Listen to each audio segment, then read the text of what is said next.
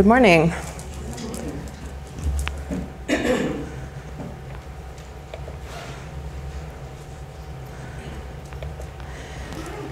Okay, the basis that I am coming to you today is clearly with marketing and communications as my background, but I think it has a lot of application to what libraries are facing today, since everything is turning to the internet as a platform and the way that we communicate with one another has evolved so rapidly. Two things about me. I talk really fast, admittedly. So somebody give me the signal if I start going way too fast. I have a lot of stuff to cover today, and it will all make sense, and it flows very nicely, but there's a lot of information that I wanted to be sure to talk to you about. But today, the basic focus is on how the rules have changed. So how are consumers using the web to get information, to interact with companies, and how is it that companies can earn trust with them? And that's important for a variety of reasons, but today the basic categories that I'm going to talk about is a reputation management model as the new way to do marketing and advertising, what the new rules are, how we integrate social media into some of those things, and how our specifically kids coming into college are using each of those tools. What is the millennial generation or Generation Y or the net generation, whatever we want to call them today, what is their web and technology behavior? And then how can your web presence be a conversation with your audience rather than a flat publication? So a lot of stuff to cover, but we'll get there. So let's start first with why reputation management is important. It's important because people want to do businesses with companies with whom they have a relationship and they have a good reputation. So this will start with a little tongue-in-cheek Dilbert cartoon, but they don't know who their publics are. Obviously, they want to do something good for the community. They want to donate money to the needy, but they don't know who's standing right outside their door. So my first question is, do you even know who your audience is? Who is your customer? Who is coming to your website or to your business? And there is value in having a good reputation. This is applicable for any business, any institution of higher education, any library. If you have a good reputation with your target audience, you have an increased organizational value. And when it comes time to ask them to do something, whether you want them to enroll in classes, participate in something you're hosting, or come to you as a resource for books or other information, if you have that reputation in place, they'll turn to you first before your competition. So today, people make decisions on who they're going to do business with based on certain things. They want to know that they're going to have satisfaction with the experience. They want to know that there's going to be consistency in what they receive. They want to trust you. They want to know that you have a commitment to their personal satisfaction and transparency. Would anybody consider Bernie Madoff transparent today? No. So people, especially in the financial sector, people have a heightened sense of, is this a good place to do business? So what are the new rules then? The internet now has given us the opportunity to actually talk directly to our customers. We don't have to use the media as an interface to get press releases out. We can help people move through what we consider to be a purchasing process with great online content. So whatever you define as your purchasing process, checking out a book, coming to you to look for research options, or even enrolling in higher education, you can help people, your customers, move through that process online. And by the way, both of us will have our slides available after the presentation, so we'll move quickly, but don't feel like you're going to miss this. We'll make sure you get copies of the slides. So the link between the brand of an organization and the reputation is that the brand promise, what you're promising your customers is what they'll experience when they come to you. So for example, if you're promising to have the most extensive collection on the planet, is that really what the customer is experiencing when they get there? So that's the first thing we think of, is what are we promising our customers? And then the reputation is perception. Perception is reality nowadays, and people will decide what your reputation is for you based on their experience. And that's important because if they don't have a predictable experience and they don't get what you've promised, your reputation is going to go down. And I use McDonald's as an example. When you see the golden arches, what are they promising you? Fast food. Hot, consistent. You know what you're going to get? Salty. Yes. They're not promising you table service and fine dining and linen. And the minute they started doing that and you didn't get that when you got there, obviously their reputation is going to be much different in your mind. So let's talk about Toyota. They're currently on the stairway to brand hell right now. But the reason for that is they've had some customer bad experiences. There's some distrust and some skepticism about the way they're handling the situation. But it should be very easy for them to get back on the stairway to brand heaven because they've done a good job of building relationships with their customers thus far. So they had that relationship platform. It's easier for them to deal with the crisis. Whether they're dealing with it in the correct fashion is a different conversation, but they've worked to build a relationship with their customers first. So what does that mean for how we communicate in today's day and age? It is a competitive global marketplace, 24/7 media environment. Most places are perfectly equipped to handle conversations between 9 a.m. and 5 p.m. So what happens when something happens at midnight? For example, does anybody remember the United Airlines person who, the customer whose guitar was destroyed and they wouldn't replace it, and he went and wrote a song about how horrible United Airlines is, which went all over YouTube, became viral within 24 hours, so they had a brand crisis overnight. So how are you going to deal with that outside of the traditional workday is something we need to take into consideration. We have to have competitive advantage, and I'm sure in the library field you all know that as much as anybody. If you can get access to information at your fingertips anywhere on the internet, how is what you're offering better or different than a different place? So we have to make sure we provide context. So this is the way we used to do things. Does anybody watch Mad Men, the sitcom where you sit in a room and you create this great ad campaign, you have a little glass of bourbon and your day is done? Wish it were so. I wish we could create a tightly controlled message and broadcast it to our audiences and basically talk at them. Well, the way things are done today is more like this. And it's called the social media model, but it doesn't mean it's the Facebook model. It just means that you create a message, you send it out, people talk about it, they give you feedback, you might change your message, you talk about it again, you empower word-of-mouth ambassadors. It's so much more diluted, yet it's far more powerful. How many of you make decisions on purchase items or what you consume based on word-of-mouth recommendation of somebody else versus an advertisement? A lot of hands up in the room. So it's a very powerful model, but it's a different way to think about talking with and interacting with your customers. This can be very overwhelming. There's a lot of shiny new objects out there, a lot of tools available now, the social media technologies, the buzzwords that everybody's talking about, Facebook, Twitter. But what I want to illustrate with this slide is that everybody can connect with their customers. You're familiar with Facebook, LinkedIn, Flickr is a way to share your photos. Everybody can collaborate with one another. Outside of bricks and mortar, if you have employees across the world, there are tools now using the internet that you can collaborate with one another or collaborate with your customers to bring information together in a centralized location. Everybody is now a publisher of content. With a flip video camera for $140 and a YouTube channel, you now are a video producer. With a blog, you're now an author. So the way that we can get information out to our audiences is completely different and substantially cheaper. You used to have to pay $1,000 per finished minute just to get a promotional video. You know, we talked about $140 in a free YouTube channel. So we have to think in terms of what tools are available to us. And there's ways that we can syndicate our content using RSS feeds. Blog lines is a way to read your feed reader in the morning or whatever. There's different ways that you can get information that can be syndicated by an individual or a company. You can be relevant, and you can be ranked and tagged as relevant in the social space. Delicious is a bookmarking tool. I mean, we could go ad nauseum through each of these tools, but essentially there are ways that the external public can say that what you have published is more important than somebody else's for certain key phrases. And I say publish loosely via the internet, not the traditional publishing. I have to remember the audience that I'm talking to here.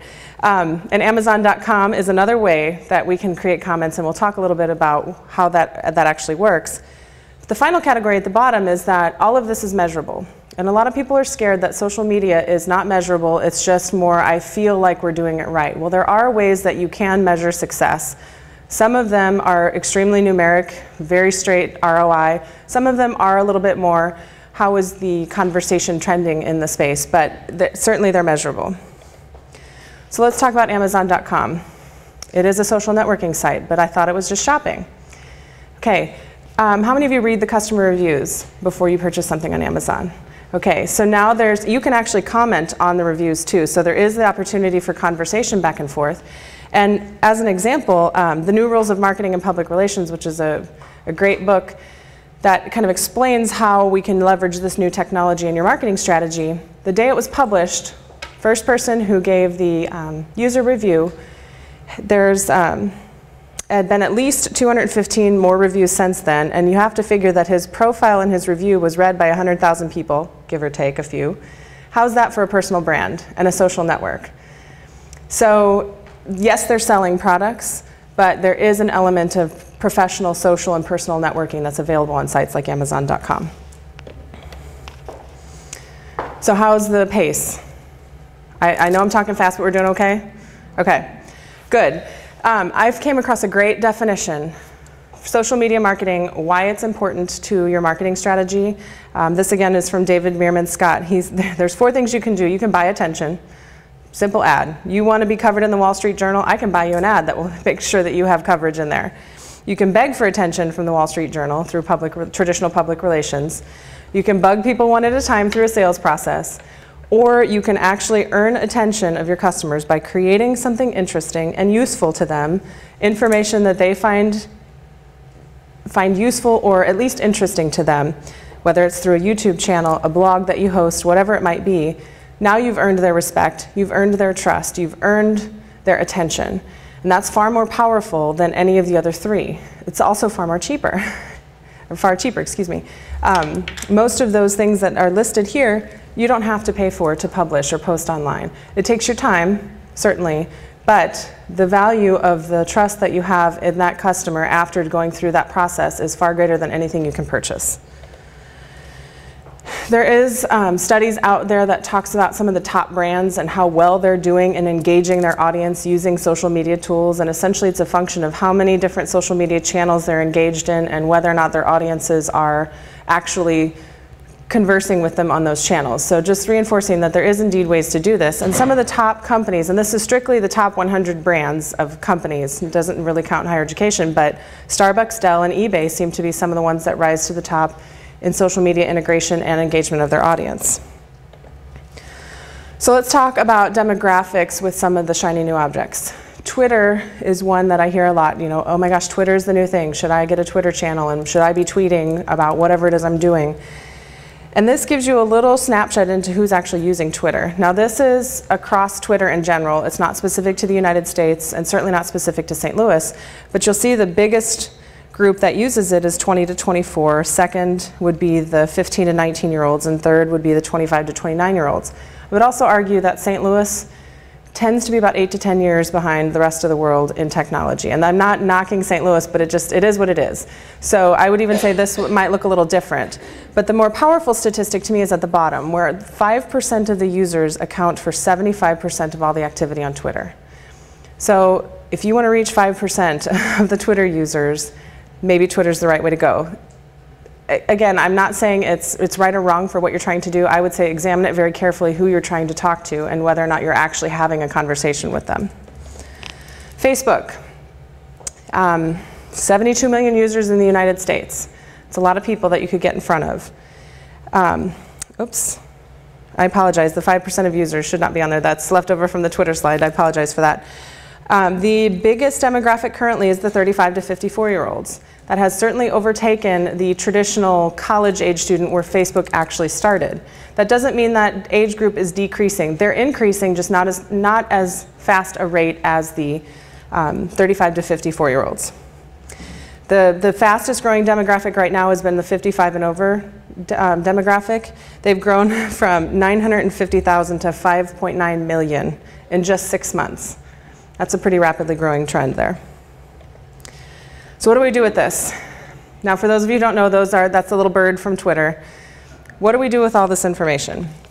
We're going to use social media to build our reputation. We have the opportunity to collaborate internally. We can have direct conversations with our customers rather than relying on a story in the front page of the Post-Dispatch. We have the opportunity to build relationships with our colleagues, with our customers, with our prospective customers. We can position ourselves as thought leaders, and we'll talk a little bit about what that means. We can get instant feedback. If you post something on your Facebook group, your people will tell you what they think of it. So if you want a quick, unscientific market research survey of your audience, post it on Facebook and ask them what they think. They'll tell you pretty quickly. You can build a sense of community. And if you're looking for search engine optimization, which to give you kind of the CNN version of what that means, when you search on Google, there are sponsored links across the top and down the right-hand side. That's paid advertising. You pick which key phrase you want to show your ad, you give what bid you're willing to pay, and you can buy that ad space. Everything below that's called the organic rankings on Google. Google determines what it thinks is most relevant based on that key phrase. And having some social media integration and things linking back to your site on certain key phrases will help improve your organic ranking on Google. Now that is an extremely stripped down, boiled down version of what that means, but it tells you that social media isn't just a place to play. There is some benefit to your marketing efforts. Let's talk about some best practices that have come up.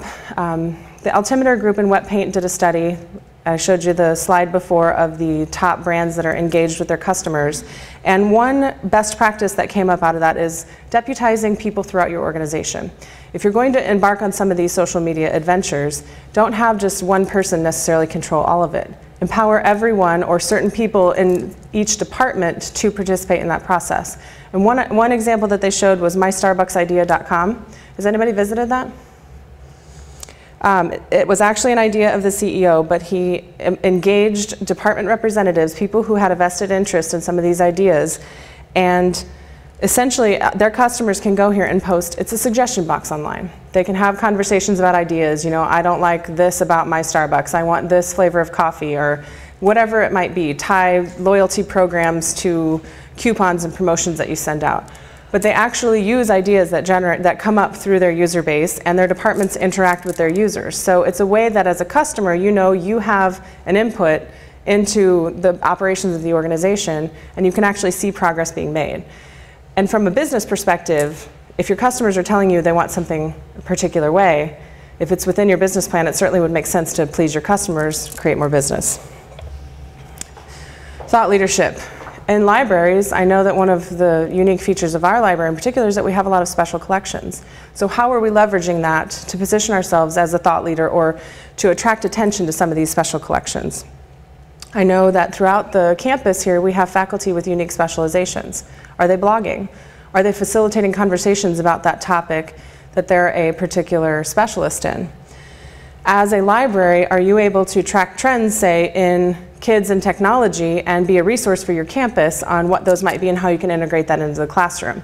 So it's not necessarily telling somebody to come in and utilize your resources, but it's providing them relevant content so that when they do need something, you're top of mind.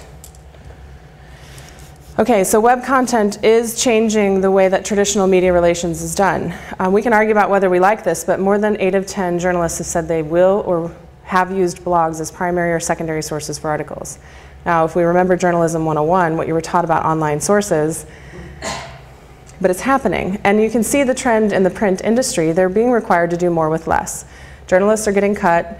People just, their plate is more full than ever before. And they're spending more than, as we can see, 20 hours per week online, probably searching the blog space to find sources. But we can either argue against the statistic, or we can host a blog and make sure that when the journalist is searching for a source about whatever we're an expert in, they find our blog. We become a source, we get media attention.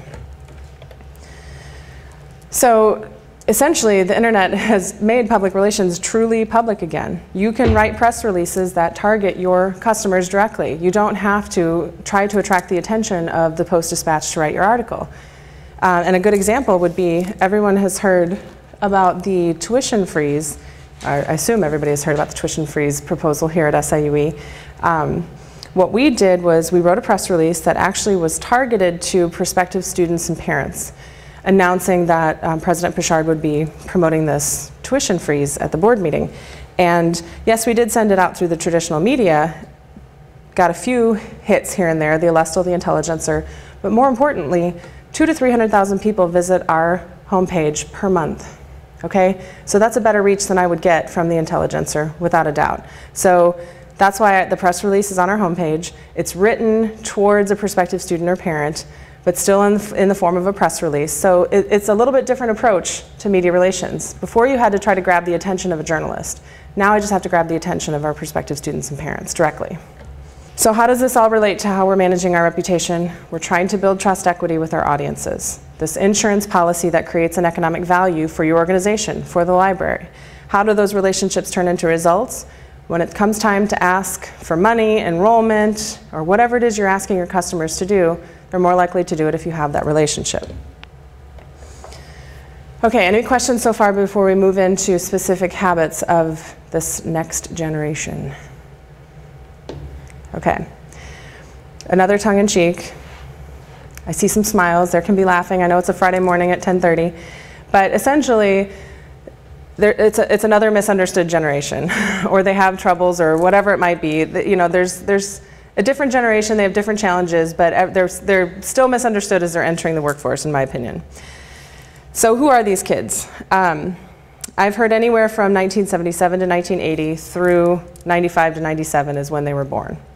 They're frequently described in the negative as self-absorbed, unaccustomed to criticism or loss, lacking in work ethic, and demanding workplace perks.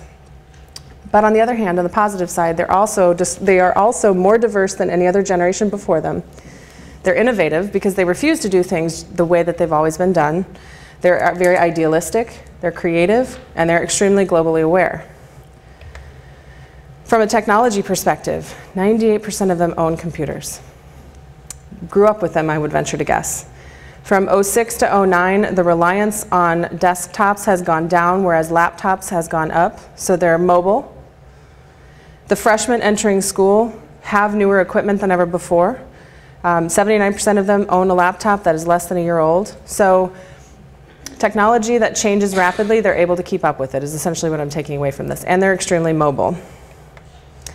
And I apologize that this is probably hard to read, but it just illustrates that this is laptop use over the last 4 years, and this is desktop use. So the reliance is definitely in the corner of the laptop.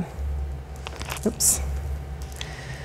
Preference for use of IT in classes. I found this very interesting, that the majority of students really prefer classes only with a moderate IT involvement. You would think that if they are born and raised with the computers attached to their hands, that they would prefer more involvement, but not necessarily. They just prefer a moderate involvement. What they consider to be benefits from using IT in the classroom tend to be convenience. Not necessarily improving the learning experience. There are some, but the majority of them look at it simply from a convenience perspective. But interestingly, they are tech savvy. They're not necessarily equipped with the IT skills to utilize them in and out of the classroom for academic purposes. Their motivation for learning these skills is strictly tied to the classroom and what they have to get done in their classes. They need IT training to help them figure out how to problem solve and incorporate them into their coursework. But they have a confidence in their skills with the actual tools. So they consider themselves to be savvy, but they don't necessarily have the right skills to accomplish in the classroom. So it's a little bit difficult because they think they are, but you need to help them get to where they need to be. How are they connecting to the rest of the world and to each other? This was interesting that currently, and I'm sure nobody's surprised, that 9 of 10 of them use social networking sites and text message daily. The reliance on instant messaging, which used to be the hot thing, is going down significantly. The bottom graph here is instant messaging, and the top is social networking and text messaging. 74% of them did use instant messaging still several times per week. Now let's talk about their smartphones and their handhelds. This was interesting to me because I would have thought that more of them had the smartphones that connected to the internet. More than 25% of them do own and access the internet weekly or more often, but 33% of them don't own one and don't plan to in the next 12 months. It primarily had to do with the fact that they didn't want to pay for the data package, which could be anywhere from $30 to $40 a month. 33% do own but don't use the internet feature for that cost reason. 32% of them, of course, admit that they regularly use it in class when they're not supposed to, but I found this very interesting. Over half of them think that instructors should ban it. So they know it's distracting, but they're willing to do it. Another interesting trend in higher education is that they prefer text messages for emergency notification. Here on campus, you can sign up for the alert system. They like that and don't feel like that's invading their personal space. This also was interesting. Institutions are now handing out more than a class schedule and a campus map and saying good luck. One university is handing out iPhones and iPod Touches to every student. One university did a test group of giving Kindles instead of textbooks. But on the other side of the spectrum, one university dean stripped all of their lecture halls of technology and said, learn to teach as teaching should be. Use the technology and create access to things online but outside of the classroom and save the classroom for discussion and thinking. So it's all over the spectrum here. And another interesting use of technology was Skype.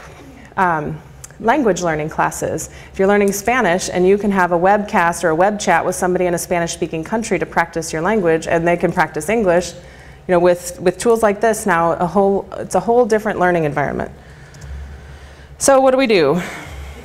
We shift the way we do things. From a marketing perspective, everybody used to say, we're just absolutely fabulous and you should just want to come here. Sounds like a good reason to enroll, doesn't it? Kids today know that they can get information about the institution and they want to know, is this a place where I fit? So when you're marketing or when you're talking to your users on your website, they want to know what's in it for me. How do I fit in here? Most kids today make a decision on where they're going to go to college based on whether or not they feel like they belong there. And they could probably make that decision within 10 minutes of coming to campus. They've done their research before they get there, but it has a lot to do with, do I feel like I belong here? So how are you helping create that sense of feeling on the web before they even set foot in your bricks and mortar? So your website is far more than just a static brochure. I see lots of people who create a beautiful 30-page, 4-color, glossy brochure and then just post the PDF of it on the website. Okay, you spent all that time, money, and energy creating a beautiful brochure that I would venture to guess not a lot of people are reading, and yet you didn't spend any time, money, or energy on your website, where, if you'll recall, in SIUE, we get 200,000 to 300,000 hits per month. Okay, so you have to think, if you're spending that much time and energy on a direct mail piece, you need to spend at least that much on your website. I always talk in terms of, is your website findable, is it usable, and does it have personality? Those are 3 main areas that we can focus on a little bit. Findability, are you findable from a search engine perspective? When people are searching for things that they need using Google, which has the lion's share of the search marketplace right now, Yahoo, not a close second, Ask and MSN behind that, but can they find you? If you have a special collection, like I know we have the jazz archives here, when people are searching for things like that, can they find our information on our website? Are you findable on the social media sites and other interactive outlets? From a usability perspective, how are you focusing the user? When they get there, well, let me ask a question first. When you search for something on Google, how often do you go past page 1, even past page 2? I don't even go below the fold sometimes, which is having to scroll. So if you write 25 paragraphs of Pulitzer Prize winning content, the odds of anybody getting past the 2nd paragraph are slim and none. So how are you writing very succinctly, giving things in bullets, giving them choices? You can ask questions on your website. Does anybody know how you do that? Other than literally asking a question, but how do you get an answer from your user? They click. When they make a click, they've answered a question. Who are you? I'm a student. They've answered a question. Are you interested in financial aid? I don't click on it. Not interested in financial aid. So you can conduct a conversation on the website. If you just think through, what would be my normal conversation with somebody walking in the door, and how can I make that happen on my website? Always make it easy to take the next step. If you're asking people to enroll in school, how are you making it easy for them to do that? Oops. Personality. If you're a stodgy institution, please, by all means, make sure that your website is stodgy and out of date. But I would venture to guess that's probably not your goal. So what are you doing to have some vibrancy on your website? Do you have pictures of happy people? Or do you not have pictures of people at all? If you'll recall, the header of the website before, when we had our black background, had a very nice picture of Rendleman Hall, but it was cropped out with a black background. So to me, that looked like the storm clouds of death and doom are rolling over campus. Okay, wasn't the intention, but certainly could be taken that way. Now we have shiny, happy, smiley people. So it makes a difference on how they feel when they get to your website immediately. So when they get there, assess that feeling. Do you hit them with a bunch of words first, or do you hit them with pictures and nice colors and make them feel warm and fuzzy and ask them questions? Also, an interesting, funny story. When we redeveloped the SIUE website and we were working on the School of Engineering site, one of the initiatives that we're helping them with is to recruit more women to the field of engineering. So we're very conscious of making sure that we're featuring women in engineering. Well, when we went back and looked at the homepage of the School of Engineering, there were 3 pictures of women and no men. Okay, that's overrepresenting. So you have to be careful, make sure that you are representing the people in your audience. I think we're at maybe, what, 8% women in the School of Engineering, so you don't want to have 100% women pictures on your website. So let's talk a little bit about how you segment your audience. I know that you all probably are familiar with thinking in terms of who is the person coming to look for something and what are they looking for, and helping them go through that segmenting process. But how are you segmenting your audiences on your website? The relationship begins immediately. If they get to your homepage and say, whoa, I can't figure this out, I don't know what's going on, they're just going to go somewhere else, probably to Amazon.com. No. But you need to start that relationship immediately with them. Show customers the reflections of themselves. If they're coming there to look for research or look for special collections or check out a book or whatever it might be, how are you giving them the options to do that? Or segmenting them by user type. Are you a student, a prospective student, an alumnus? You know, ask those questions. Who are you? And one good example that I saw was the New York Public Library. Has anybody been to their website? I've got a screenshot of their homepage next, but they have a lot of stuff. They have a lot of locations. They have a lot of staff. So their website must serve quite a wide variety of on and offline visitors, from researchers to residents who are looking for English classes because English is not their first language. A lot of films, Ghostbusters, Breakfast at Tiffany's, want to film at their Fifth Avenue location. And they also have potential supporters who would like to contribute to the mission.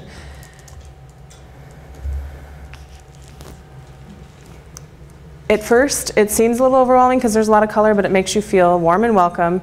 There are several different ways for you to identify who you are as a customer. Across the top, down the bottom, various ways in the middle. So they offer you several options to say, this is who I am and this is what I'm looking for. So they've thought through that process. So when we approach our web content, we have to keep in mind that people are out on Google and Yahoo searching for things. I always ask to marketing audiences specifically, when's the last time that you went to the Yellow Pages and made a purchase for something other than HVAC services? Does anybody own Yellow Pages?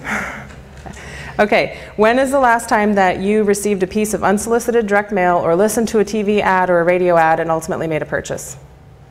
When's the last time you went to Google, maybe Yahoo, searched for something, maybe a pair of Nike tennis shoes or whatever it is you're looking for, and ultimately made a purchase online? That's the trend in purchasing behavior and customer behavior, is go to the web, and if you're not going to make the purchase, you sure are going to do some research before you go out and make the purchase. So we can write our web content for those bots. There are spiders that crawl the web and say, yes, this is the most relevant information for this searcher based on that. So we could just put a list of key phrases on our pages. That won't work because humans are still reading our pages. So there has to be a blend of writing text for bots and content for humans. Because they want to get there, they want to find out, do you have what I need? What's in it for me? How are you going to make my life easier? And how do I get what I need from you? I mean, that's really the bottom line of what a customer is looking for. What's in it for me? And then how are you showing that, how are you providing stories and data to substantiate, social proof through some of these social media things that you are what you say you are? How are you helping build that relationship with that customer so that ultimately they choose you? And then back to the brand promise, how are you keeping a consistent message throughout your site that this is what we're promising to you that is going to be your experience with us? And then sharing ideas, stories of why that actually happened, testimonials of people who had a good experience. And how are you asking them to participate? Are you asking them for comments, suggestions, feedback, like the mystarbucksidea.com? You don't have to implement every idea, but at least if they feel like they're listening, that you're listening to them and you care about them as a customer, they're going to build that relationship and use you as a resource. So quick recap.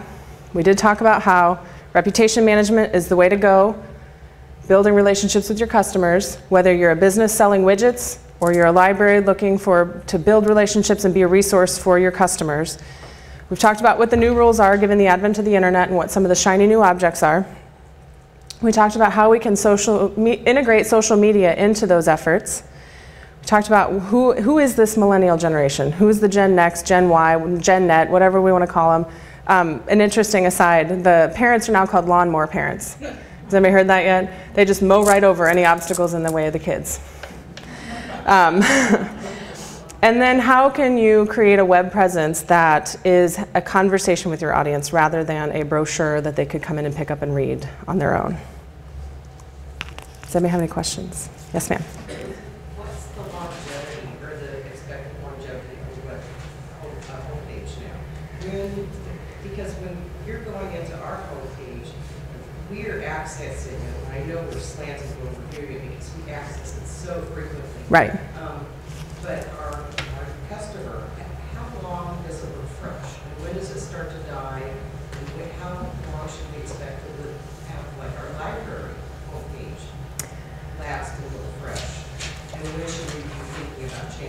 That is an excellent question, and I wish there was a silver bullet. But there are ways that you can try to find out what the behavior of your particular customers are. I know you mentioned that the internal folks are accessing the website and skewing the data a little bit, but if you have Google Analytics or other tools, you can separate out who's internal versus external. And then there's a term called sticky. Is your website sticky? It means when they get there, do they stay there, or do they just leave, or do they keep coming back?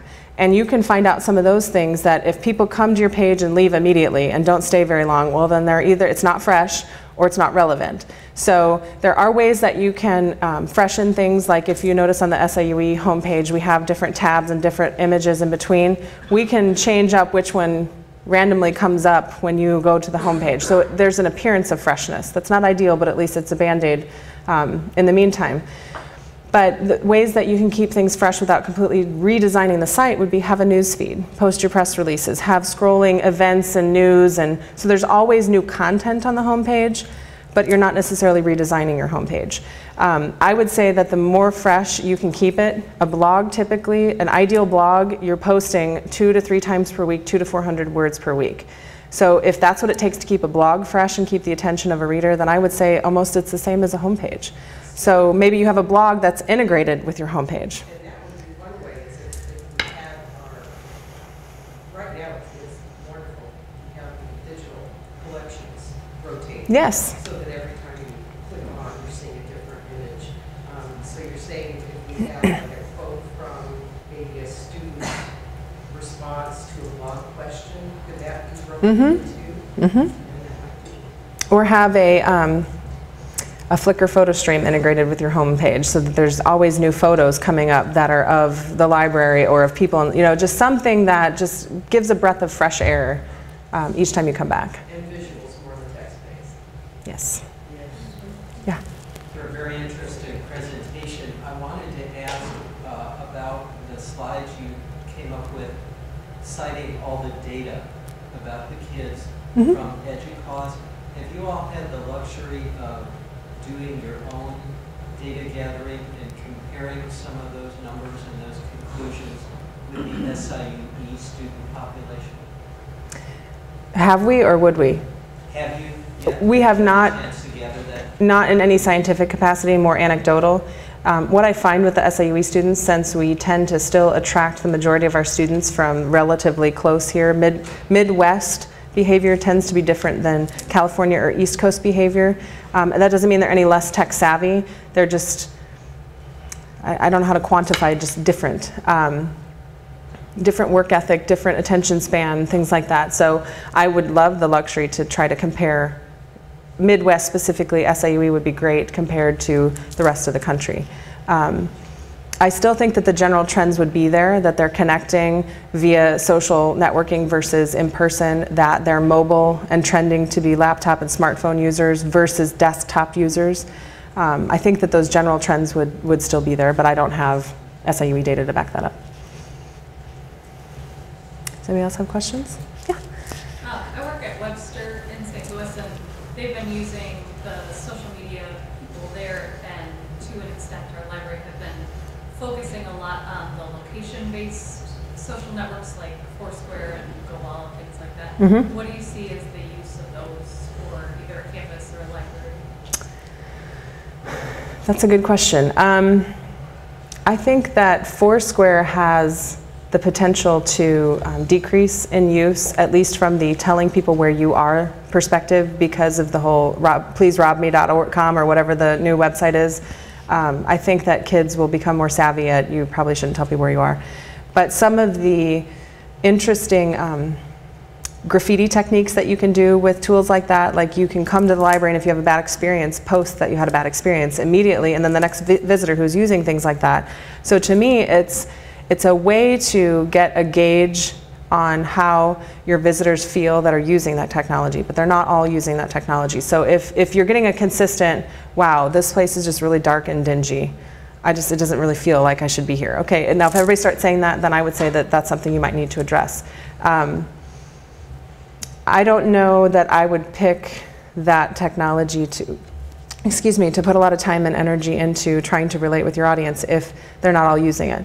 The first question I would also ask of every one of your students is, are you using this? do you want to interact with a library using this tool? Because they might be like, that's still my social space.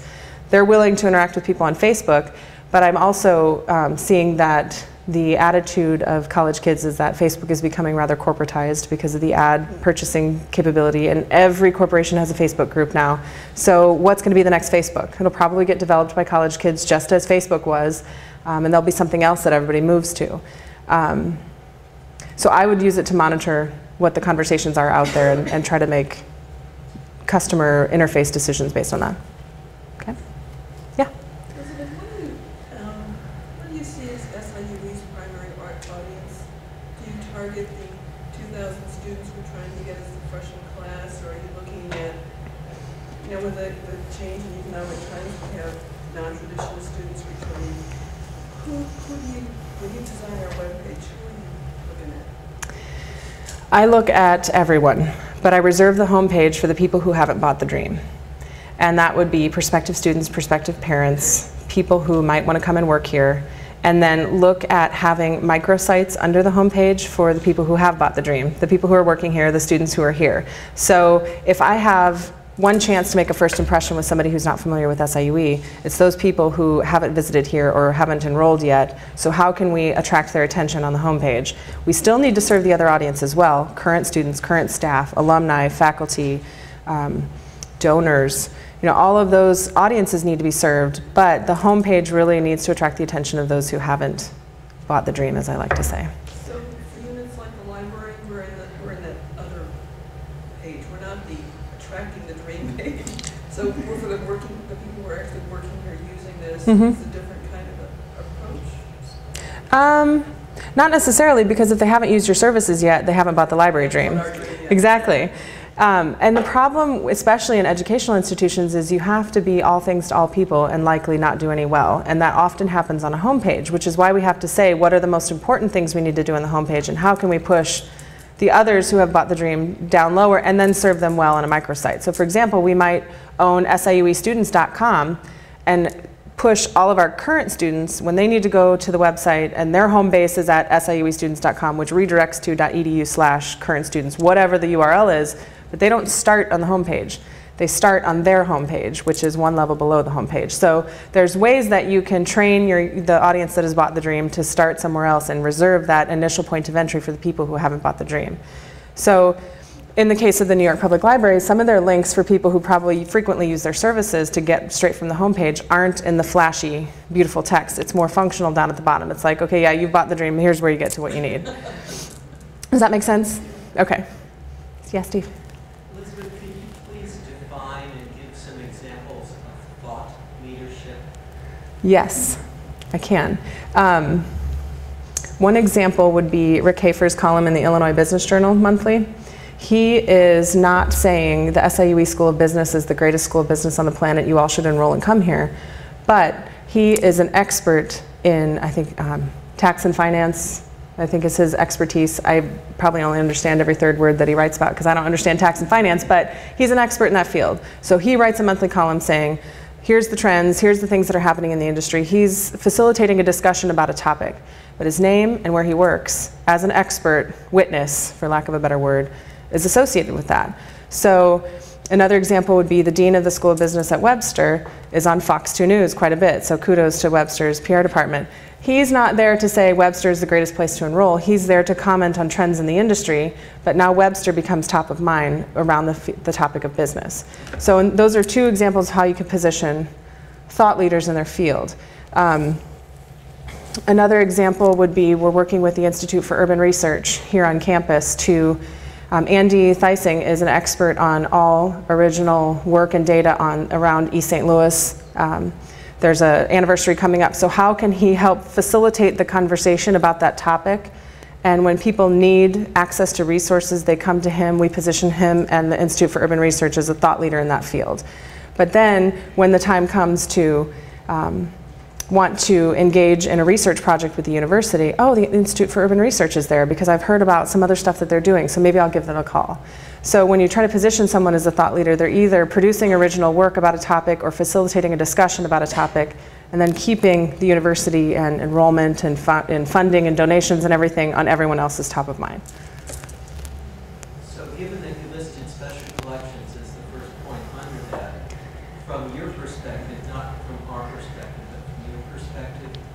what would you like us to do? Well, the first thing I need to do is be much more familiar with exactly what our special collections are. I know we have them, but I don't know exactly what they are.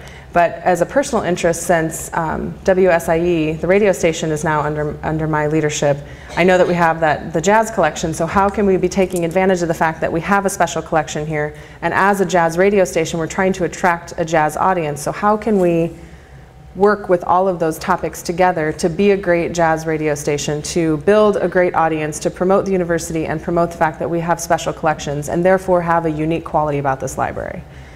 And I would like to look for other ways to leverage the special collections we have around that kind of same thought pattern. Does that make sense?